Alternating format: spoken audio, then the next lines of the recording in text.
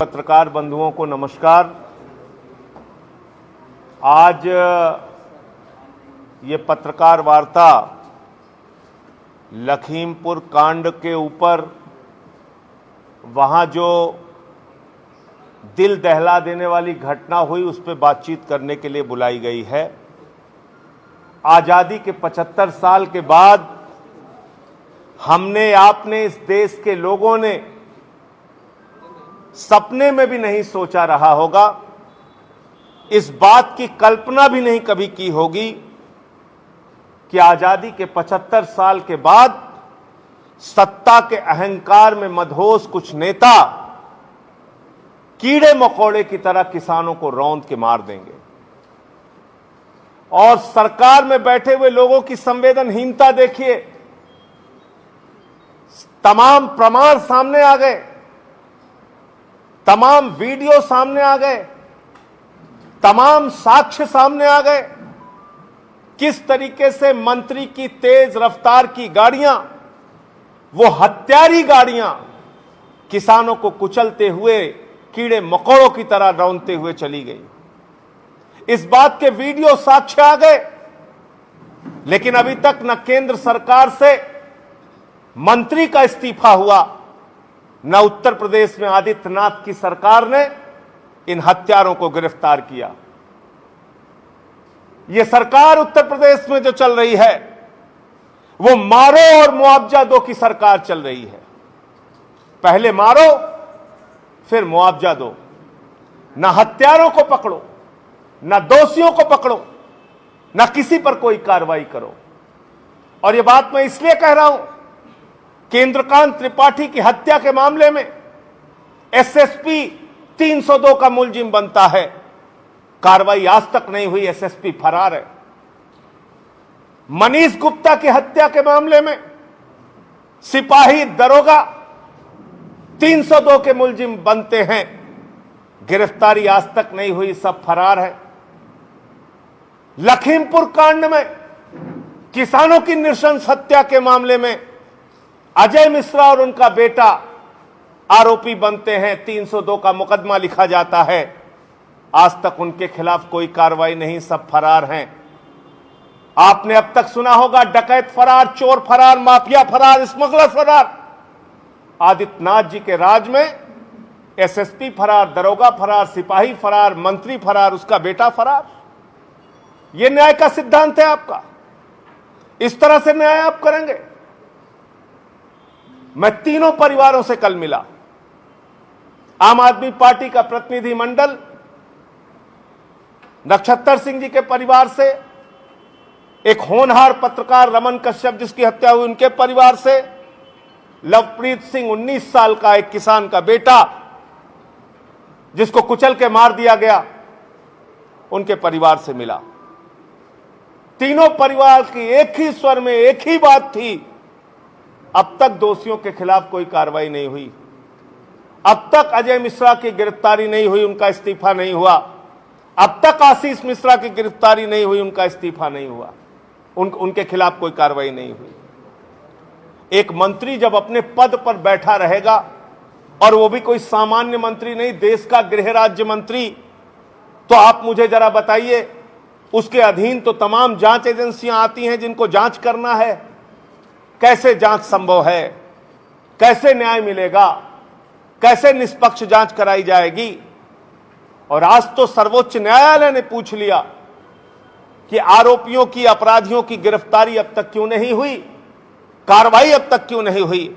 माननीय सर्वोच्च न्यायालय का यह पूछना इस बात को दर्शाता है कि आदित्यनाथ की उत्तर प्रदेश की सरकार नाकारा है, हत्यारों और गुंडों के पक्ष में खड़ी रहती है। चाहे हाथरस का कांड हो, चाहे मनीष गुप्ता का कांड हो, चाहे इंद्रकांत त्रिपाठी की हत्या का मामला हो, चाहे लखीमपुर कांड हो, और चाहे निर्वेंद्र मिश्रा 3 बार के लोकप्रिय विधायक की हत्या का मामला हो, ऐसे तमाम मामले हैं। और हमने बलिया का भी मामला देखा, जयप्रकाश पाल की हत्या का मामला। कार्रवाई नहीं करते। आप पैसे हाथ में पकड़ा के आरोपियों को बचाना चाहते हैं, परिवार का मुंह बंद कराना चाहते हैं। पीड़ित परिवारों को न्याय देने के बजाय मुआवजा मुआवजा और मुआवजा, मुआवजा मारो, मुआवजा मारो, मुआवजा मारो, मुआवजा की नीति पे आप चल रहे हैं।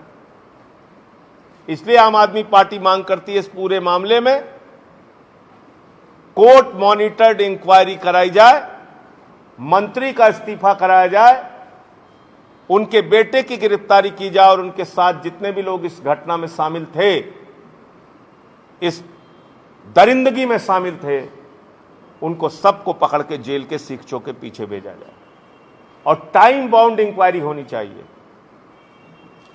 समयबद्ध जांच और सजा इस पूरे मामले में होनी चाहिए, वरना तो न्याय से लोगों का विश्वास उठता जाएगा। हम लोग गए तो हमसे सवाल किया गया कि भारतीय जनता पार्टी के लोग कह रहे हैं कि आप लोग तो पॉलिटिकल टूरिज्म पे जा रहे हैं।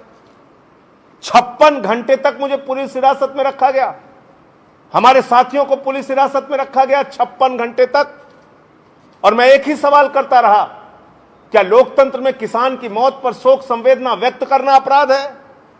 कोई जवाब नहीं, न कोई एफआईआर, न कोई मुकदमा। 56 घंटे तक पुलिस हिरासत में रखा गया। उत्तर प्रदेश में हत्या करके आप खुलेआम घूम सकते हैं, आदित्यनाथ जी के राज में हत्या करके आप खुलेआम घूम सकते हैं, मोदी की सरकार में उनका मंत्री हत्या करवा सकता है, खुलेआम धमकी दे सकता है, लेकिन आप शोक संवेदना व्यक्त करने नहीं जा सकते। और मैं पूछना चाहता हूं आदरणीय मोदी जी से, और पूछना चाहता हूं उत्तर प्रदेश के माननीय मुख्यमंत्री आदित्यनाथ जी से कि आप जरा मुझे बताइए, अगर हम लोगों पे आप आरोप लगा रहे हैं कि हम पॉलिटिकल टूरिज्म करने जा रहे हैं, तो आपकी संवेदनाएं कहां मर गई हैं? इतनी बड़ी घटना के बाद क्यों नहीं उत्तर प्रदेश के मुख्यमंत्री उन परिवारों से मिलने अब तक गए? इतनी बड़ी घटना के बाद लखनऊ के महोत्सव में देश के प्रधानमंत्री शामिल होने के लिए आते हैं, लेकिन लखीमपुर नहीं जाते हैं, पीड़ित परिवारों से मिलने नहीं जाते हैं। ब्राजील के फुटबॉलर पे, अर्जेंटीना के फुटबॉलर पे शोक संवेदना व्यक्त करने वाले देश के प्रधानमंत्री 9 लोगों की जान चली गई, संवेदना के एक शब्द नहीं बोलते हैं। यह बड़ा सवाल है। इसलिए अपने नाकारेपन को फालतू की बातों में छिपाने का काम मत करिए। विपक्ष के नेताओं ने अपनी जिम्मेदारी निभाई और आप 300 सीट लेके, जनता का इतना बड़ा समर्थन लेके संवेदना का शब्द आप नहीं बोल सके। आप लखनऊ से लखीमपुर नहीं जा सके, जब पूरा देश सदमे में था, किसान सदमे में थे, दुख में थे, परिवार रो रहा था, चीख रहा था। देश के प्रधानमंत्री नरेंद्र मोदी जी महोत्सव मना रहे थे लखनऊ में, लेकिन लखीमपुर जाने की उनको फुर्सत नहीं मिली। क्यों नहीं गए आप लखीमपुर प्रधानमंत्री जी? क्यों नहीं गए आदित्यनाथ जी अब तक लखीमपुर? क्यों नहीं किसानों से मिले? क्या सिर्फ आप वोट लेके सत्ता का मजा लेने के लिए हैं? आप दुख में, मुसीबत में लोगों के साथ खड़े नहीं होंगे? ये किस प्रकार का अहंकार है? आपने 25 सितंबर का वो वीडियो देखा होगा।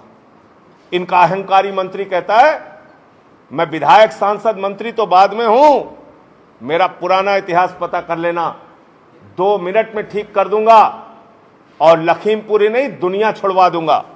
और उसने दुनिया छुड़वा दी, खुलेआम चुनौती दी, खुलेआम चेतावनी दी, और वही उसके बेटे ने किया जो बाप ने कहा।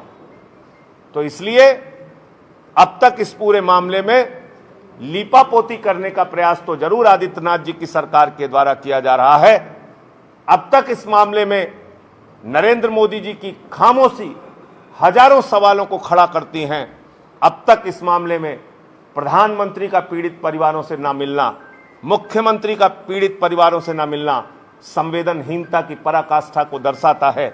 मैं सिर्फ इतना कहना चाहता हूं, न्याय की लड़ाई जारी रहेगी और आम आदमी पार्टी, हमारे नेता अरविंद केजरीवाल, हमारे मुख्यमंत्री दिल्ली के, उन्होंने तीनों परिवारों से बात की है फोन पर और पूरा भरोसा दिलाया है कि हर दुख की घड़ी में हम साथ हैं आपके। हर प्रकार की मदद, हर प्रकार की सहायता आम आदमी पार्टी आपकी करेगी।